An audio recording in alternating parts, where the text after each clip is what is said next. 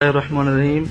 سب تو پہلے ہم اپنے پیارے پاکستانیوں سے، اپنی ماؤں سے، اپنے بہنوں سے، اور جو حکومت پاکستان ہے اور جو چیف آف آرمی سٹاف ہیں محسن نقوی صاحب ہیں، آج اللہ نے ان کو طاقت دی ہے، ہم اسے سلام پیش کرتے ہیں اور ہم اپنی صورتحال بتانا چاہتے ہیں۔ ہمارے دل جو ہے نا خون کے آنسو ہو رہے ہیں۔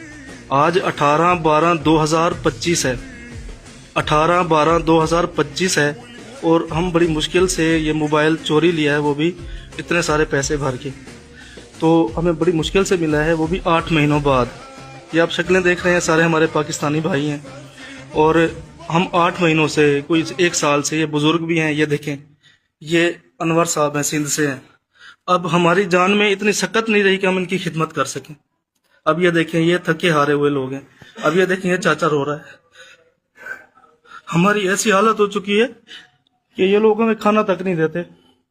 صبح صبح ایک سمون ملتا ہے اور سارا دن بھوکے رہتے ہیں۔ اگر کوئی بندہ بہر جائے تو ان کو مارا جاتا ہے۔ یہ دیکھیں، آپ دکھائیں بھائی، یہ دیکھیں، ان پہ یہ تشدد کیا جائے۔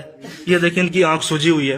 ہماری حکومت پاکستان سے اپیل ہے، یہاں پہ ہم جو ہمارا سنٹر ہے، یہاں پہ 200-250 پاکستانی ہیں جو پھنسے ہوئے ہیں، بری حالت میں ہیں، اور سننے میں آیا ہے کہ ایسے بہت سارے ان کے امانت خانے ہیں جن کو یہ نہ چھوڑ رہے ہیں، نہ ان کی بات سن رہے ہیں۔ جب ہم ان کے پاس جاتے ہیں، جو ہمیں دھکے دے کے باہر نکال دیتے ہیں، ہمیں اپنی سزاؤں کا پتہ نہیں ہے۔